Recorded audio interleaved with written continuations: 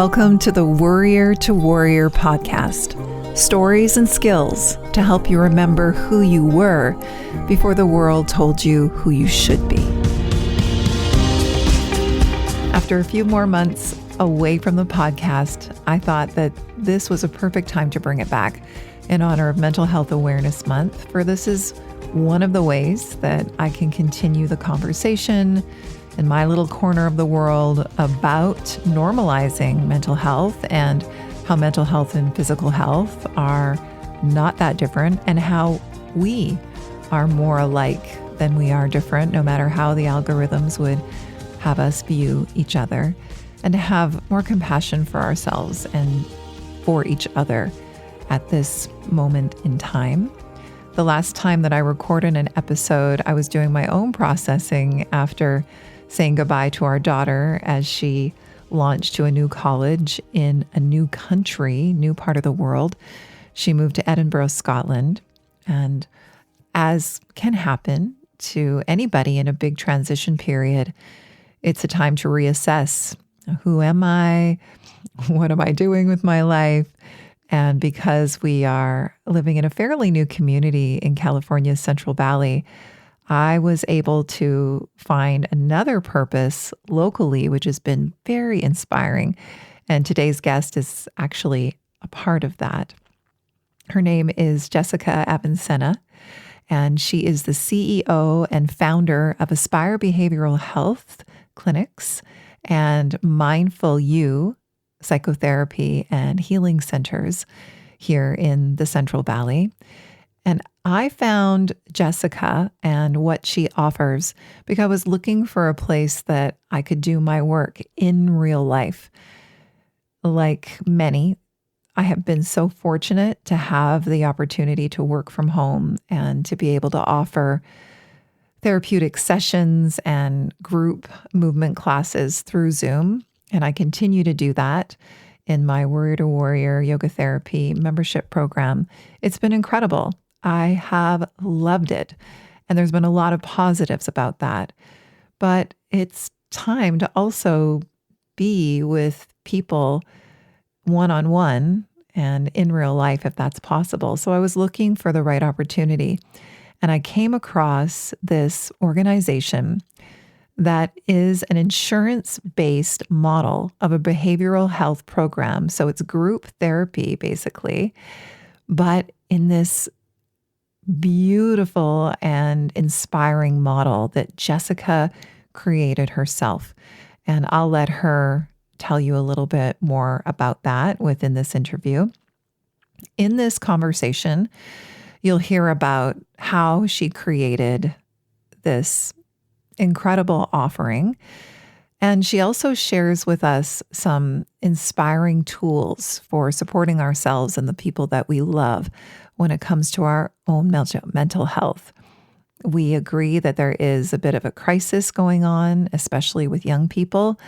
So she speaks beautifully about that. And as is the case in many conversations, whether they're recorded in long form podcast format or in person, as two people become more comfortable with one another and with the medium and the context, more authentic wisdom comes forth. So the more that you listen to this episode, the more that you start to hear Yessica really speak from her own zone of genius.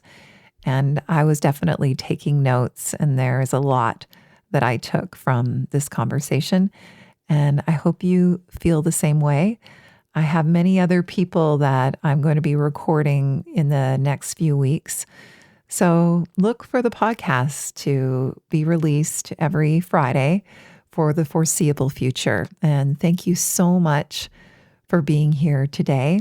Let me know if you have any questions that I can answer for you, or if there's any topics around mental health and how movement and breath and meditation and personal development can be a support system. I've said this before, that when I was struggling, I did not know where to turn. And in this day and age, there are waiting lists for help. And so that's why it's so wonderful that there are so many resources. This is not the only podcast out there, obviously, that is offering inspiring information, but it's one of them, and I'd like it to serve you the best that it can. So please reach out to me. You can check out the liner notes in order to create contact and to find out more about Yessica. Please enjoy. Yessica, thank you so much for being here. Sure, for sure. Thank you. So I have to say that I'm so excited that I crossed paths with somebody like you. When I first arrived in Central California, I was doing a search of resources for mental health and places where I could possibly be a part of. And I came across Aspire Behavioral Health. And I was so impressed as I read about this offering. So this place is a safe place for group therapy, and clients come and they take part in these groups, and you have created a lesson for every day. And the lessons are really structured around mindfulness and using gratitude as a tool for mental health. And you include the work of Rick Hansen, one of my favorites, and Brene Brown. I mean, I really see it as education that I wish we all would have received to learn how to manage our minds and our emotions. And it's just really the art of being a healthy and happy human. It is such an incredible thing. And you created that.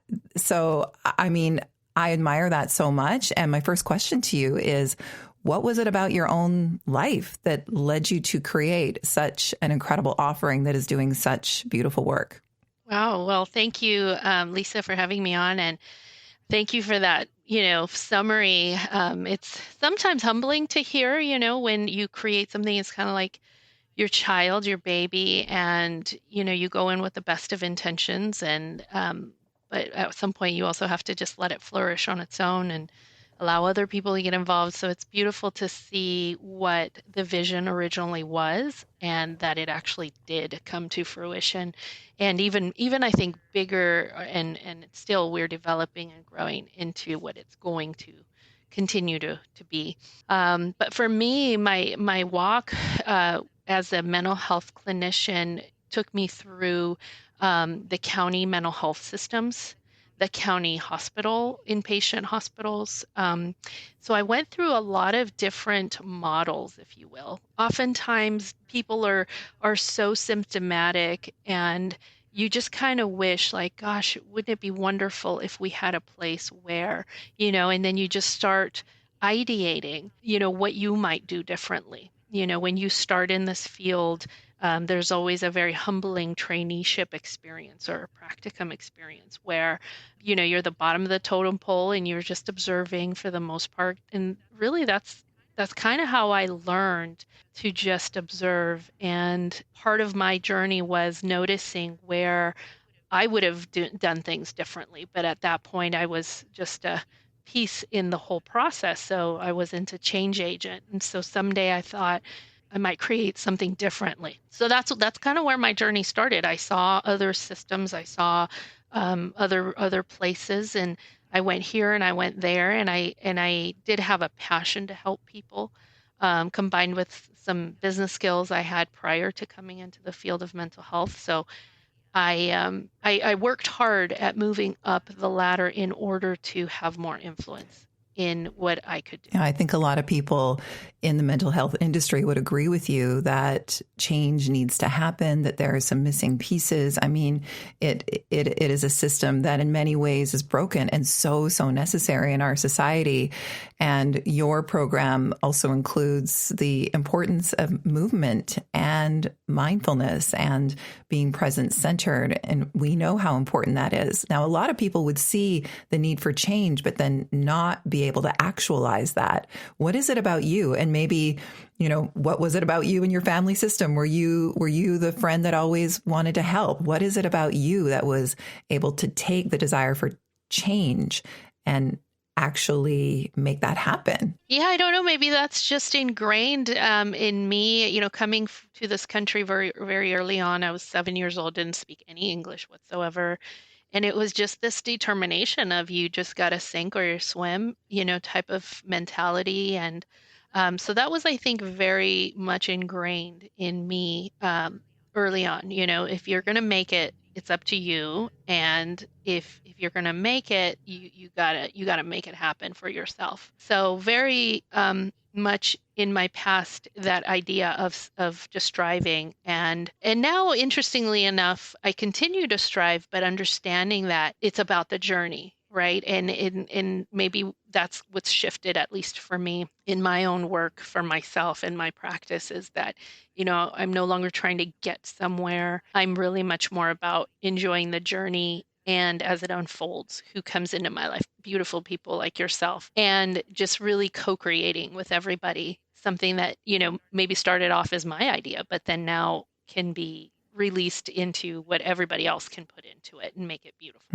That's something that was really beautiful that I also find comes the longer we live, right? Just allowing ourselves to relax a little bit as opposed to fighting for everything and yeah, letting go of the struggle and letting things flow. That's really just good advice in itself. I have so many questions for you about mental health, but what you said there just reminded me that I wanted to ask you about what supports you right now. You are very busy. You have a couple of locations of Aspire. You have a private practice.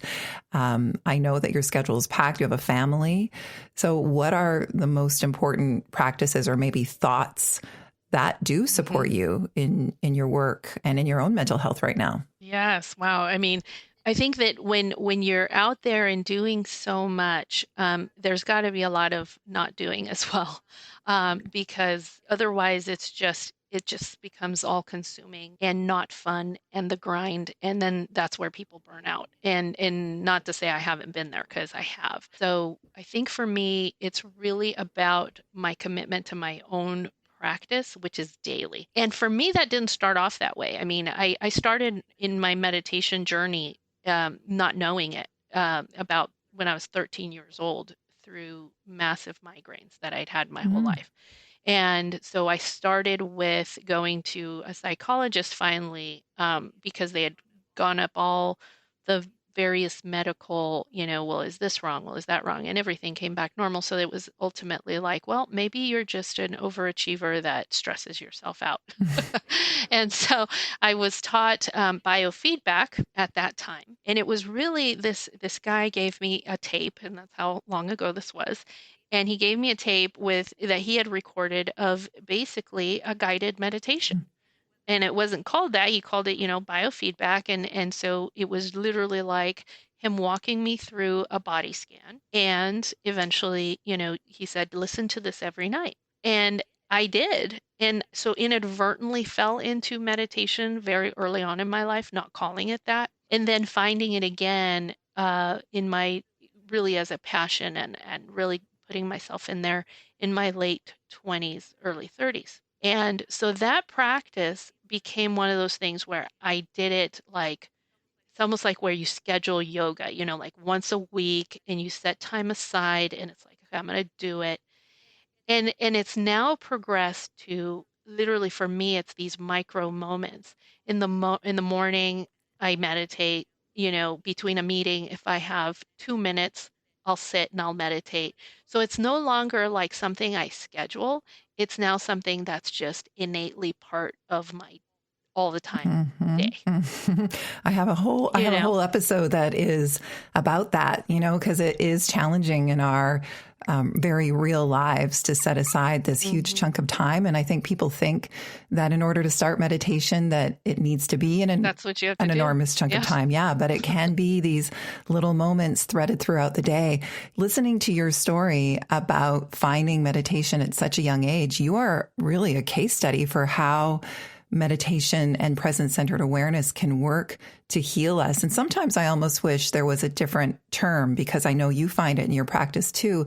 There's so much resistance towards like meditation and yoga because of some of the stories that people have about it.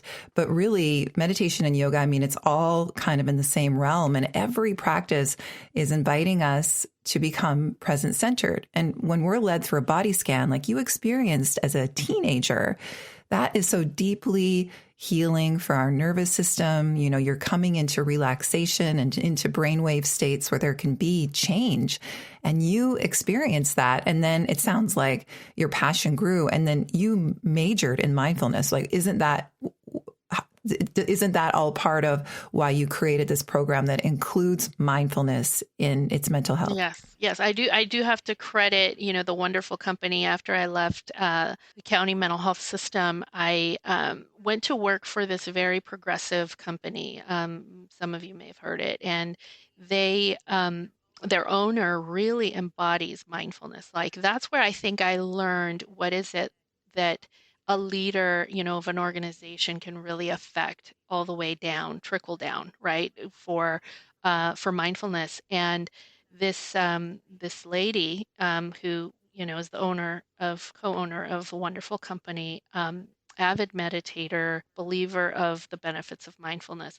This is in the Central Valley. It's an agriculture company, so you have people that work in the fields, you have people who work in a factory, and I helped develop a program, a mental health program specifically for their employees and families. And that's where we had like a whole mindfulness week where literally the employees were given these amazing workshops to learn how to meditate and things like that. So that's what's prompted my training at UCLA. I spent a whole year learning about mindfulness from just the top minds. This is a worldwide program. They accept 50 people a year. So it's a very, very kind of rigorous, and you had to have so many silent retreats under your belt, which that's a whole thing in and of itself, to be silent for days on end. I did a 7-day silent retreat. And yes, that does mean you do not speak, right? You do not speak for the whole time you're there. It's such a experience of going within, right? To really not have to deal with even just the pleasantries of, oh, hello, how are you, as you pass somebody by. The Mindfulness Awareness Research Center at UCLA was where I learned formally the techniques and even the heritage, right, of mindfulness that does come from a Buddhist Eastern thought. And so some of those tenets, like we talked about self-compassion, empathy and equanimity, and all of these concepts are part of that Buddhist tradition that isn't necessarily a religion, but a practice. And now you have these groups that are consistently coming into Aspire who never would have encountered, well, many of them never would have encountered these tenets before. And now they have the opportunity to do it through a really modern, accessible lens. And that's what I love about it. I'm just all about that. I'm so happy to be a part of it. What you just said there brought up a couple of things for me. Can you imagine if more leaders in industry and if more managers were also trained in mindfulness in order to be able to tend to their own emotions and triggers before leading and managing their people, and even within the workplace and the politics that can happen? Can you imagine if everybody was trained to pay attention to thoughts and the reality of thoughts and how their habits and what they're feeling in their bodies and how their thoughts promote their actions? I mean, it's so empowering and it helps us to take responsibility for what we're feeling and what we're thinking as opposed to project that on everybody else, which can create such toxic situations.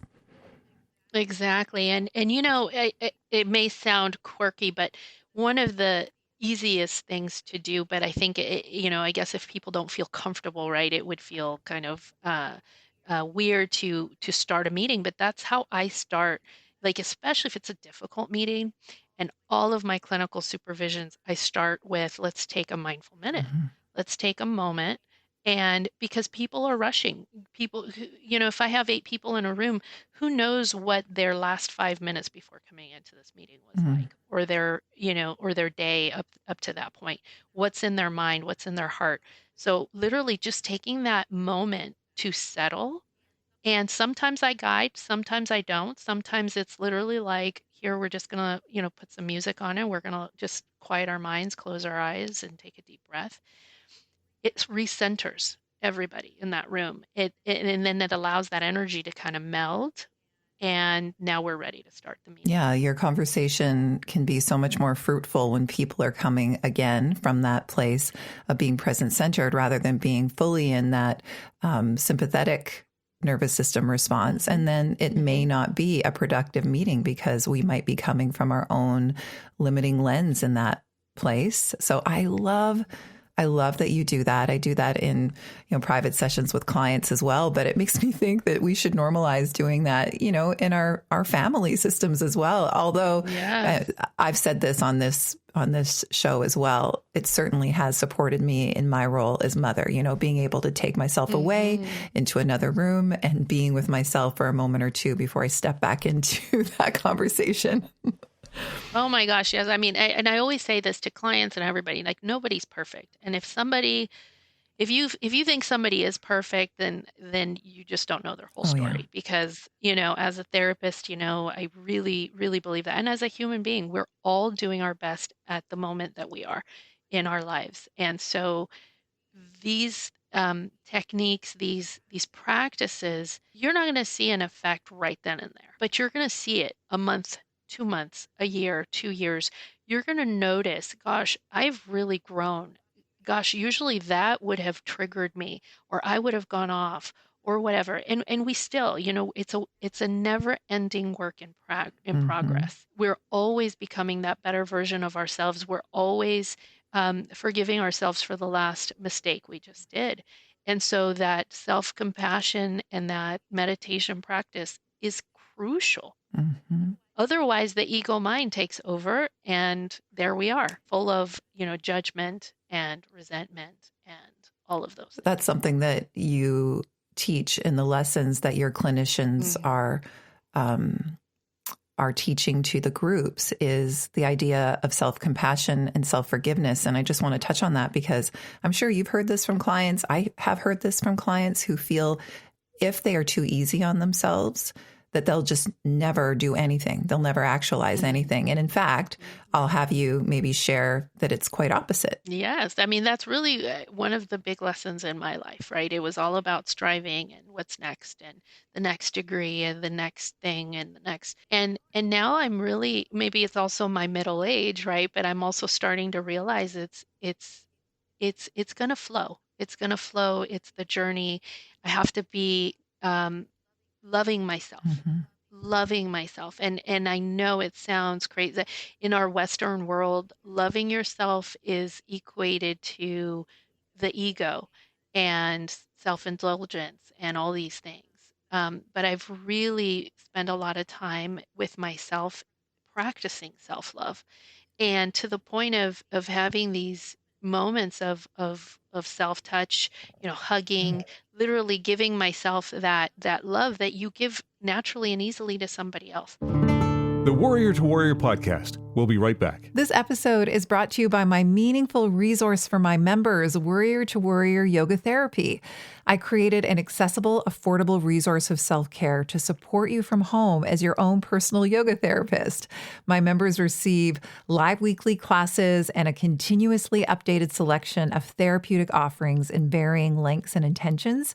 You can find classes that attend to your energy levels, your mood, time of day, desires, and emotional states. This is a robust resource, and it includes countless practices featuring my blend of yoga therapy, somatic coaching, and personal development. Head to lisadumas.com to find out more and try it for free for 5 days.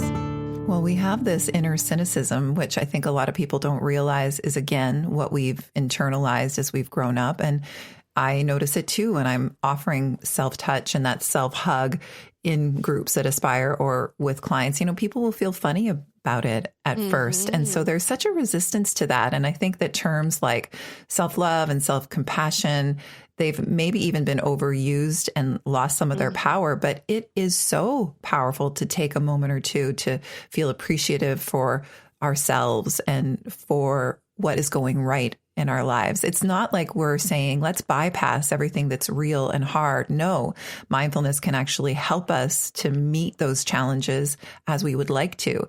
But it's also just giving ourselves a chance to feel more empowered as we are walking through those challenges.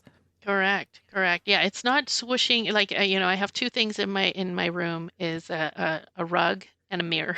And I'll always use those two as analogies of, we love to sweep things under the rug because it works. It works in the moment. It works for a while. But then that rug is so full of things underneath that we can't even walk around it anymore. We have to, and we stumble upon it.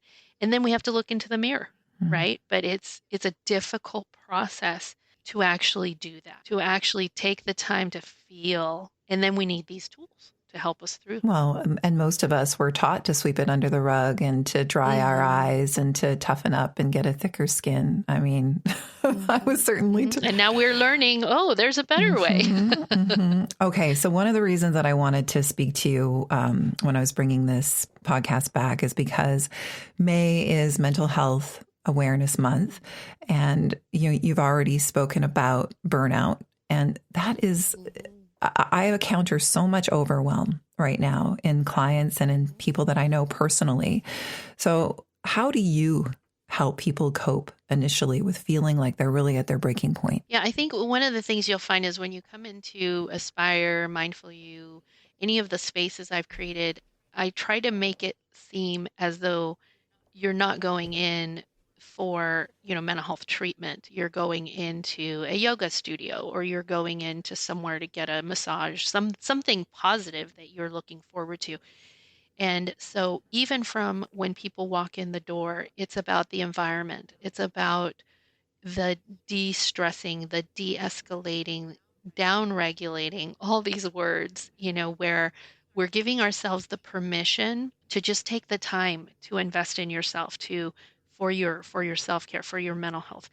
So when you walk into the treatment rooms, it's really about, okay, I can put my backpack, so to speak, down. And I always say, you can always pick it up on the way out, right? But at least for the few hours that you'll be here, you can be real, you can be authentic, you can not have to take care of anything.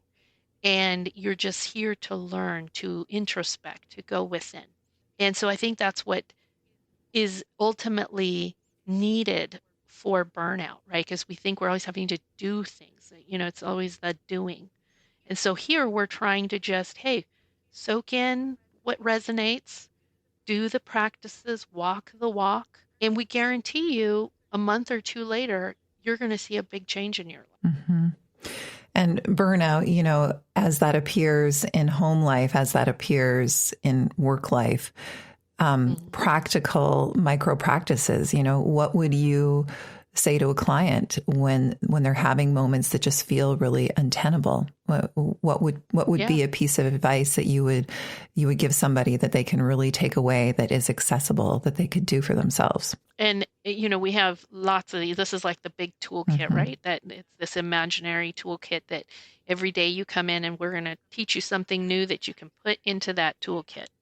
One of the easiest ones is the stop technique. Stop, take a breath, observe, proceed. And you can add so many things to that, but at the very simplest level is just stop whatever it is. Stop the talking, stop the engagement, stop the doing. Just stop, take a breath. And that breath is literally not a quick thing. It's a deep inhale, deep exhale. Maybe you need 3 of those. Observe your body inside and outside. And then proceed means, what do you want to do from here? Are you ready to re-engage? Do you need to back off? Do you need time to go for a walk or do something different? And my favorite thing to couple that with is go outside. Go outside and plop on the ground. I mean, so that right there requires almost nothing, right? And so if you can, this is the easiest way to regulate yourself in a quick manner. Yeah, I've given up. Sometimes if I don't have time, I'll give up more formal practices for an outdoor walk. And I know for myself, and I'll say it to others, move before you think, because sometimes we'll wake up in the morning, especially if we're feeling a lot of overwhelm, with those habitual thoughts about what's going wrong. That's what our brain was designed to do. And that can be helpful, but it can be harmful. And if we're moving our bodies, if we're getting outside, it does shift something. So I want to highlight that again, just so I can remember and our listeners can really take that stop, which is stop, take a breath, observe, and then proceed. Sometimes just a couple of conscious breaths is really all we need. That can create a shift. And disengaging too, right? Disengaging from that which is the overwhelm, or adding to the overwhelm. Disengage. Like, we don't need to keep doing to fix it, right? Or to finish the argument or to let's just stop. It's not working. So I think a lot of people would say that we are living right now through a mental health crisis as we come to Mental Health Awareness Month. I'm sure that you have experienced this in your own life as well, that a lot of people are struggling who feel like they've never felt like this before, and they're almost a little taken aback about what they're feeling. They've just never felt like they've had to necessarily tend to their mental health. What do you say to people that are having a new experience like this? This is just unknown to them. What would you like them to know? This is a reality that we're living in. Partly what we all collectively as humankind went through the last couple of years. I mean, we have to understand that changed us. That changed the way we interact with one another. That changed with our social lives. I don't think any of us could have planned, for what happened or how we were affected by the pandemic and different things. But a lot of people who before, you're right, said, I've never felt depression. I've never felt anxiety. And now, when I go outside or when I travel or, different things that wouldn't have been triggers in the past are now triggers. Mm-hmm. Not to mention that we went indoors. We were forced, some of us, right, indoors, and we couldn't leave. So we became very dependent on, technology, a sedentary lifestyle. It was a shock to everyone's system.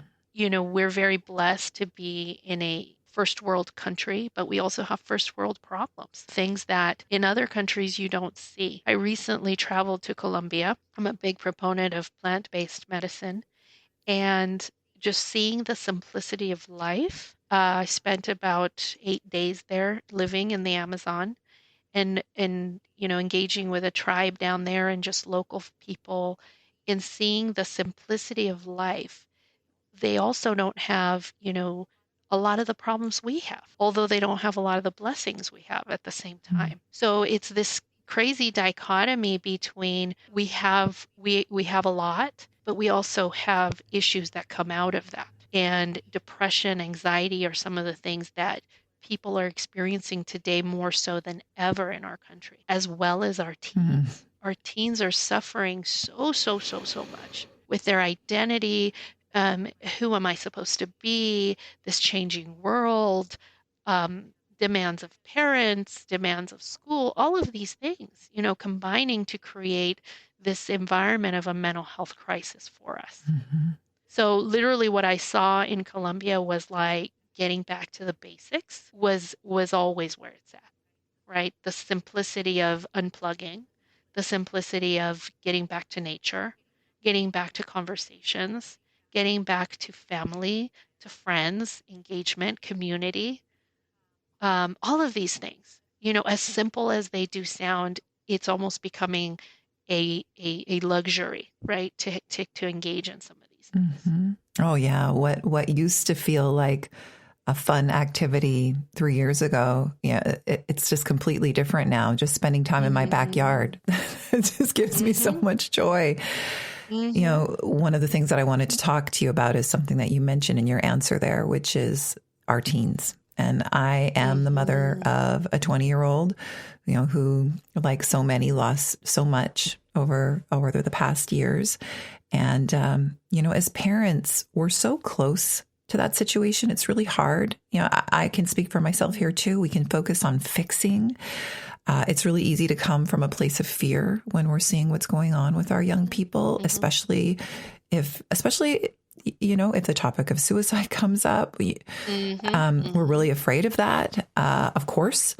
Are there any empowering words that you can give specifically to parents who are just in a place of fear, in a place of resistance around their kids suffering right now? Yeah, I mean, it is important. Here's been my journey, right? And I have 4 children as well, all the way, 22 down to 7. So I'm still in it in so many different ways. One of the things I had to learn, and this was my toughest lesson, is that we believe our kids are meant to do what we want them to do. in all kinds of ways, right? Like you should be this, you should do that, you should become that. And I just want to interject that sometimes we don't even know that we think that. We're doing it. Yeah. Like that's pretty deep. Here was deep. the biggest like helicopter mom and, tiger mom that there ever was. And so I always will apologize to my 22-year-old, because if you see how I'm raising my 7 and 8-year-old versus my 18 and 22-year-old, it's like I'm a different person. And the basic difference there is that I realized that it's their life, not my life, and that any time that I try to put my will upon them, things don't go well. Mm-hmm. I was the mom who took my 22-year-old to MIT when he was like 7, and I'm like, so this is the college you're going to be going to, and you will be an engineer. And here he is 3 weeks ago, graduated from film school in LA. Mm-hmm. And it took me for him to go into that deep, dark place in 9th grade and high school, for me to wake up and realize, what am I doing? Wow. What am I doing? This isn't my life. This is his Yeah. life. And allowing them to make those mistakes if film school doesn't turn out for him. It's not my life. And so that was the single best thing I ever did for my kids, is to realize that it's their life. Mm-hmm. And then just support around that, right? And I will say, this is my only thing that does kind of make me realize, wow, where are our values as a society? We have, like you mentioned, this beautiful group program. And I feel like, at any given time, we have, about 25 teens in our program. And, given the size of our county, we really should have many, many more. And here's what I've heard, right? I've heard parents whose child just got out of the inpatient hospital or the crisis unit for having attempted on their life. And then we suggest, so we have a program that is every day, for 6 hours a day, where they're going to be doing intensive work just for a couple of weeks and then down to less time. And they'll say, oh, that's too much. We don't have time for that. We don't have time for that. And it just breaks my heart to hear that the commitment just isn't there when their child just attempted on their life. But then you have parents who do traveling volleyball, who do gymnastics, and then those places are full, brimming, and people are paying cash, $400, $1,000 for these experiences, but the copay is too high to bring your child in for mental health. The time is too much to bring your child for mental health. That's what really baffles me as a society. It sounds too like denial. It sounds just like we were saying, sweeping under the rug. I think we don't realize how much we learned that if you just don't talk about it, maybe it'll go away. And it is, I have compassion. I mean, it is such a painful thing to open your eyes to. And it's almost like if you agree to this kind of help, that you're somehow sealing the deal that your child is struggling. And more so, I'm a failure. Yeah. That's how I felt. Yeah. That's how I felt. What did I do wrong here? And owning that, it was my journey. A lot of the times I turn to the parent and I say, are you in therapy? Yeah. What is your support? And it's not a dig. No. It's we need it just as much. It's the family that's going through an issue. Yes. I like you even more after this conversation. I love that you shared about your journey as a parent. I didn't realize that you had older kids as well. And it was like listening to myself. Yeah. Mine is 20. And I've been repeating what you just said, especially recently. Like, this is your life. This is your life. And also repairing things for when they were younger. Yeah. Yes. Oh, man. I tell them, I was like, I'm sorry. I was a kid myself. What was I thinking? I didn't know better. And so we have to, have that self-compassion that we can only operate from where we are. I can't pretend to know something I didn't know back then. Now I do. I know better. I do better. And that's where we need to find, what is it for you, for your family, that can take you there, that can help you learn. We have parent support groups, poorly attended. Those are free and open to the community. It's like those things that we put out to learn, how can I get to know my teen? What if my teen is experiencing, and I am going to call it out because it is prevalent. Maybe they're questioning their gender. Maybe they're exploring different expressions of themselves. How do we deal with that as parents? A lot of parents struggle with that. Oh, I know. Yeah. We have a parent support group that talks about those things, that has that safe space where you can ask the questions. And again, poorly attended. So these are some of the things that I would like to bring awareness to, is that, seek the answers. It's not going to go away just by shoving it under the rug. We have to grow. It's a call for growth. It's a call for growth for yourself, for your child, for humanity. And shame is such, I think, something that is harmful in our culture. When you talked about how painful it is for parents to feel as though it's their fault, or to maybe take feedback from their kids. Yes, it's painful. Yes, it's uncomfortable. And repairing or apologizing doesn't mean that you also, as you said, didn't show up in the best way that you could at that moment. That's not to say that everybody is, for sure. But for those who have done the best they could in that moment, two things can exist at the same time. We can acknowledge the experience that our children had with us, and we can also understand that there was broader context that they won't understand at this moment, but we can understand that for ourselves. And it's just that, the seeking for, how can I heal myself and my family? There's this beautiful saying, when I heal, you heal. And so it's really looking within yourself. What could I be contributing to this situation? Because many times we have parents drop off their kid and it's almost like fix them. Yeah. And it's not just that. It's the unit. It's the family. It's the parents. It's the siblings. It's everybody. I agree. I agree. I can see that in our family system. And I've certainly sought out support through the years because it is not easy. And there's been lots of questioning in my family. And I'm really grateful for the groups of teens that I do get to go in and introduce some movement and some tools to at Aspire. And it's beautiful, actually, the connections that I see fostered between them, and how community is so helpful. Like, you can really see a lot of the things that you learn in textbooks in our field come alive in those groups. The power of community, the power of hearing another person's story and how you can relate to it.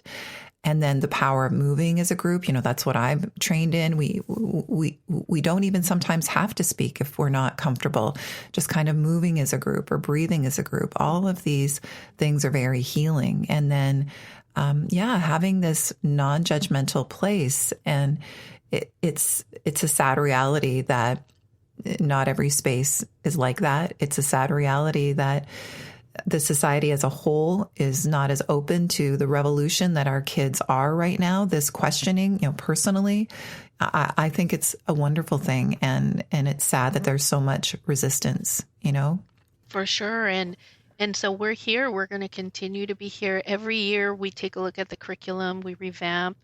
Hey, what's new that's out there? We try to bring in the cutting edge. I always want to be at that edge of learning, of what can we bring in for clients, that will help them ultimately. And, there's been some people where, they come in and it's too much, they've had so much pent up, and then we always say, we're always here. If this isn't the right time, maybe another time, but we're always here with the doors wide open for whoever wants to start the healing journey. Now, of course, we're talking, very specifically about Aspire in Central California, and listeners of this podcast are, from all over. And so, yes, I mean, if you happen to be in California, these are programs that are covered by insurance, which is really amazing. But in your own community, we would definitely encourage looking for resources. Now, unfortunately, right now, that's the part of the crisis. I've been on wait lists for therapists at this time in the world. And I'm glad that there are different resources. We've been sponsored by BetterHelp on this podcast before. I'm glad there are different resources. But let's talk about when resources are not available, without adding to like an overwhelming list of shoulds for our listeners.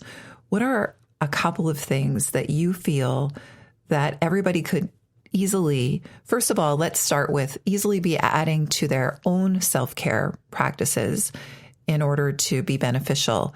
And then maybe we can talk about being mindful in relationships. We could talk a little bit about how much of ourselves is projected on those that we love. And if we were more aware of some of our limiting beliefs, that would really help us be easier on our kids and our partners and in the workplace. So let's start with just what are some easy things that we could do for self? Yeah, first of all, just even like an inventory, right? What do I do for myself? Because the answer may be nothing.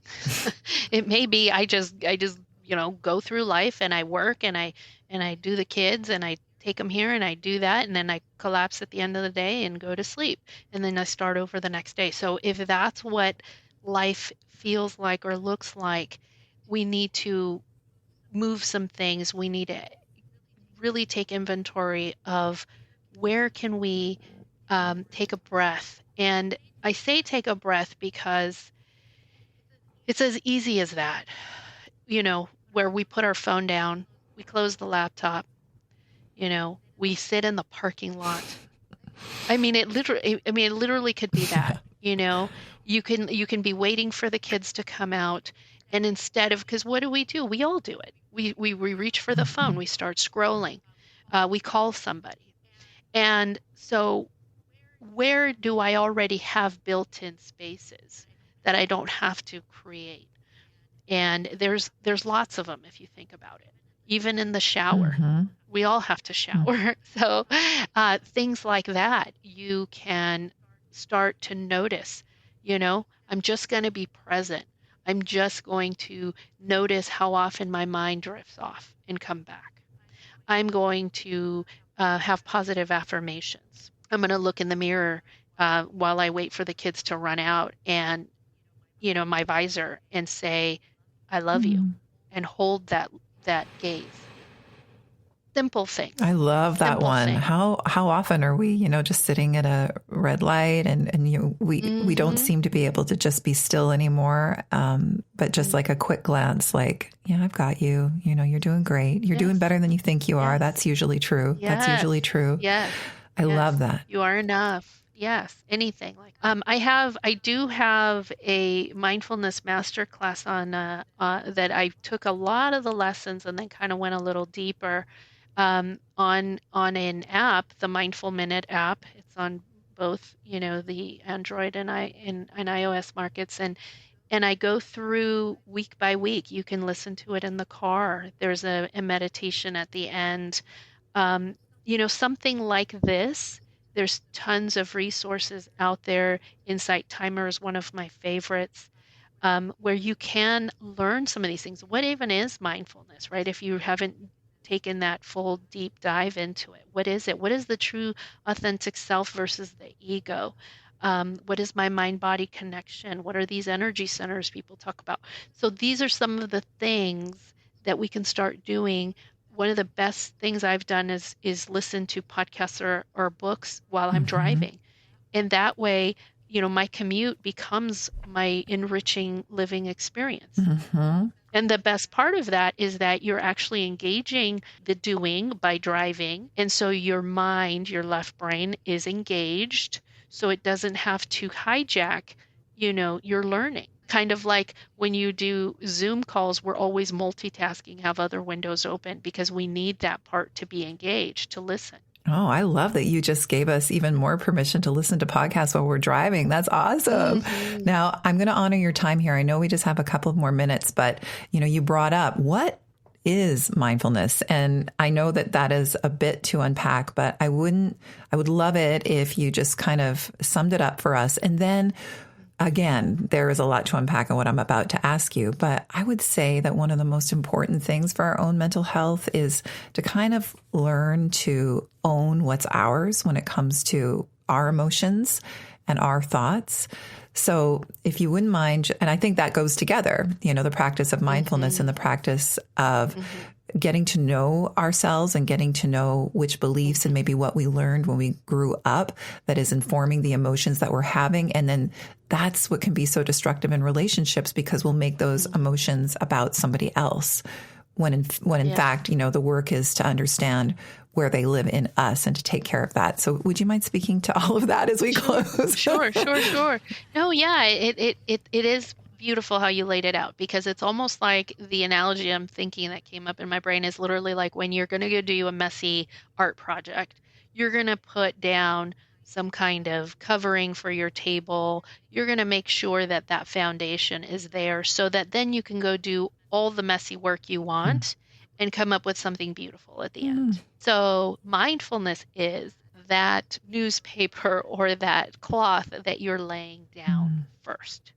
Because you can't go in my view, to go do that messy inner work in order to then come out with, gold at the end, if you don't have the basic tenets of how do I just stop? And if you were to think about it, there's already things you do in your life that are mindful, that are meditative, right? People often think, oh, I can't meditate. I can't sit still. Or they equate it with, sitting on top of some mountain in a certain pose. In reality, anything that you already do that is non-anxiety provoking, calming, soothing, you lose track of time, and your mind quiets, is meditative, is mindfulness. For some people, that is exercise and running when they hit the quote unquote in the zone. For other people, it's working on their car, gardening. All of these activities, knitting, right, can be so meditative. So what are the qualities there? You basically have stopped, doing like the crazy everyday doing, and you're engaged in something where you're noticing the present moment. You're noticing the nuances of your body, how you're engaged. Your mind is quiet. Everything seems to slow. So mindfulness is just paying attention to the present moment in a particular way. And Diana Winston from the UCLA program adds with open curiosity. And I like that because it almost has this toddler-like, childlike, what is new about this moment? What do I hear? What do I see? What do I sense? What do I take in? That's mindfulness. And you can't really fully hear. If I were to say right now, can you hear the air conditioning where you're at, or the rustling of the leaves? You can't listen to it without calming your mind and your body, even if it's for 2, 3, 4 seconds.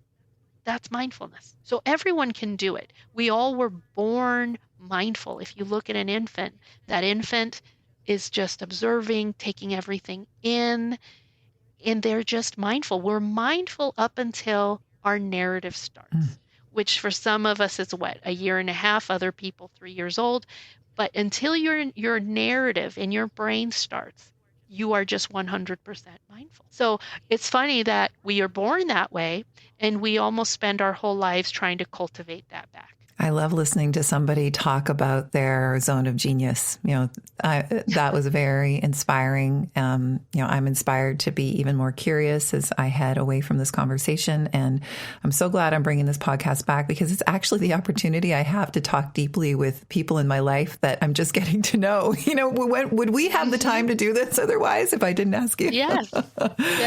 We don't set a time, hey, let's talk for an hour about mindfulness. Yeah. I'm so grateful for you taking the time to come on and chat with me. And I will make sure to include that app that you spoke about in the show notes. Yeah. And if you have a child in your life, or just the big child in you, I did write a children's book, I Am the Mindful Mountain. It's on Amazon. And this book takes you through a really nice guided meditation. It has the Central Valley themes of, orchards and things like that, but it takes you down your own, mindful mountain guided meditation. So definitely written with lots of love and with my own kids in mind. Well, thank you so much for being such a force for good in California's Central Valley. It has made moving here so meaningful to me. I love being a part of Aspire, and I've loved our conversation this morning. Thank you. Thank you so much for having me. Thank you so much for creating this space where people can, everyday people, right, can just speak about their passion, and we can really try to just move that just a little bit further regarding the conversation of mental health and mindfulness. Yay. Thanks again for listening to the Worrier to Warrior podcast. If you enjoyed it, please take a moment to give this podcast a 5-star review. You can do that in the Apple Podcast app. It helps other people to find the show. Thank you so much.